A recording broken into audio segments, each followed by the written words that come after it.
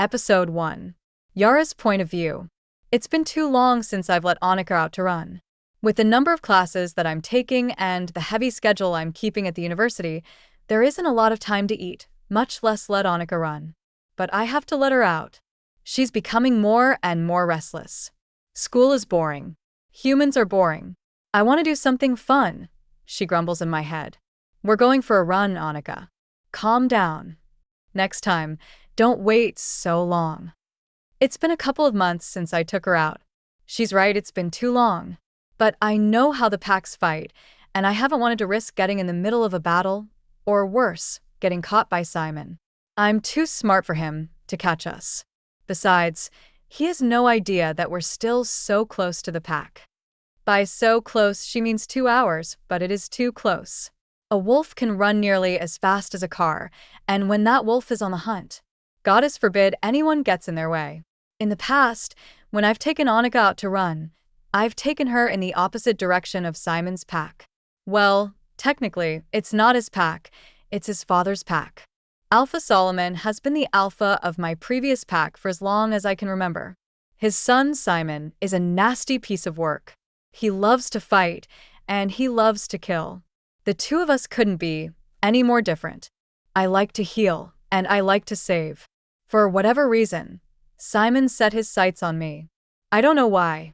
I'm an orphan. I'm not ranked.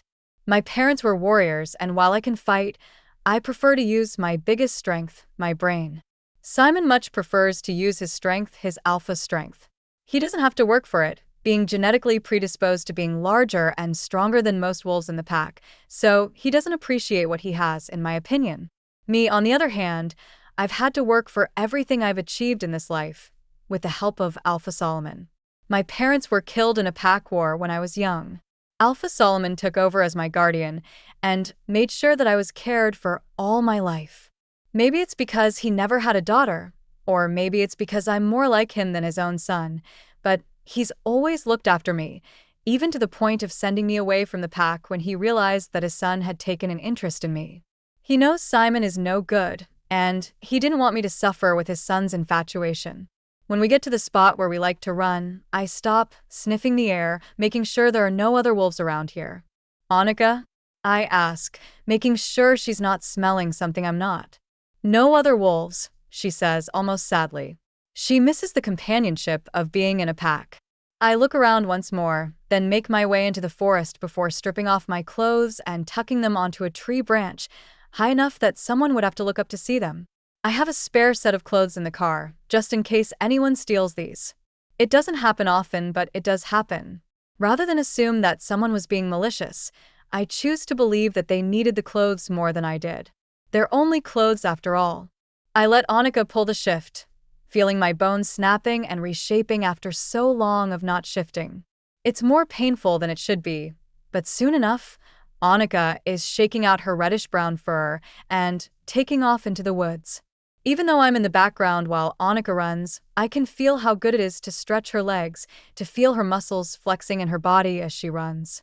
It's quiet tonight, thankfully, and Annika's paws on the ground are nearly silent as she runs, giving both of us a chance to enjoy the sounds of the forest around us. I'm not sure how long she's been running when we smell it, blood. She slows, lifting her nose in the air. There was fighting nearby, she says in our shared mind space. Do you hear anyone? I ask. I'm not sure. I hear rustling. What sounds like a wolf in trouble? Do you hear it? She asks as she tilts her head from one side to the other. I do hear it. It does sound like a large animal who is struggling. Annika, I'll be careful, she says, knowing that if I can, I will want to help this animal, even if it is a werewolf. It may not be possible, they may not let me get close enough to help. But I'm going to school to become a doctor for a reason. So I can help wolves in just this type of situation. Annika slowly and carefully makes her way to the sound of the struggling animal. As we get closer, I can tell that it is a wolf by the soft sounds that it's making. I can't figure out what it's doing though. Maybe it's caught in a snare of some sort and trying to figure out how to get out. Or maybe it's just stuck in a hole that one of the packs dug to capture other pack members so they can interrogate them for information. Please be careful, Annika. We can't afford to get caught. I'll be careful, Yara. When we get close, she begins to belly crawl, slowly making her way closer. When the wind shifts, her whole body goes rigid, the scent of teakwood filling my nose and making my body tingle with unwanted desire. Mate, she says softly. What? That's our mate, Yara. Our mate is injured. This is terrible. This isn't just an injured animal, it's our mate. I can't leave him out here to die, but I also can't have him trying to take me back to his pack. I have school, and I'm still in hiding from Simon. It takes me a moment too long to realize that the wolf, my mate, has stopped moving around. Annika barely breathes, waiting to see what he'll do. He chuffs at us, letting us know that he knows we're here. I'm not sure how I know that he's not going to hurt us, but something in his chuff seems more like a request for help than a threat of violence. Annika slowly and carefully makes her way through some bushes until we can see him. Shit. He's caught in a bear trap. No wonder he's still in wolf form. If he shifts, it will rip his leg off. I can't believe he's not howling in pain, Annika says. She's right. His leg, where it's caught in the trap, is shattered, no question. You have to help him, Yara. He's our mate. You have to. Annika practically begs me. I know. I will if he'll let me. As much as I hate the idea of being naked in front of this unknown man, even though he's my mate, I have no choice if I'm going to talk to him and try to help him. I pull the shift, standing in front of the midnight black wolf who is watching me with his beautiful, intelligent green eyes. Hey, big guy. I see you're caught in a trap. I want to help you. I know you can't shift, or you'll rip that leg off, and that looks really painful. Your bones are probably shattered, but I want to help you if you'll let me. I say softly, keeping my tone gentle. I slowly approach the wolf. Mate or no, this wolf must be in terrible pain, and he's going to be feeling vulnerable, unable to escape.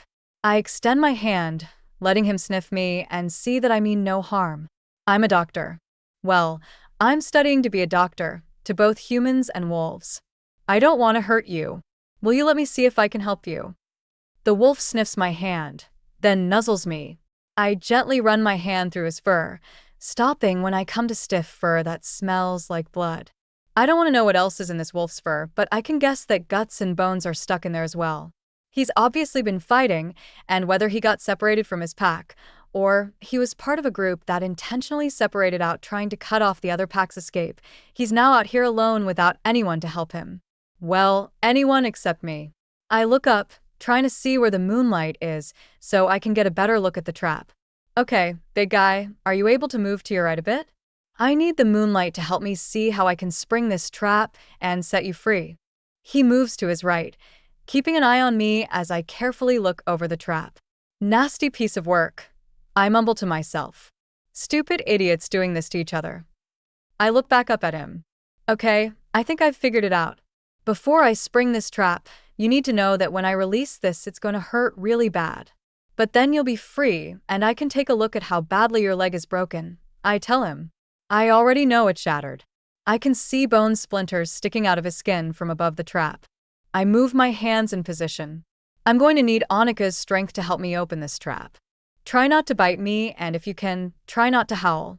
I have no idea if there is anyone else nearby that might hear you or try to come hurt you. I tell him. He chuffs at me again, letting me know he understands. On 3, ready? 1, 2, 3.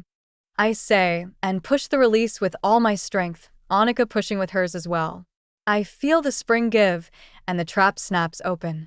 The wolf yelps, but it's quickly cut off as he moves away from the trap, keeping his injured leg off the ground.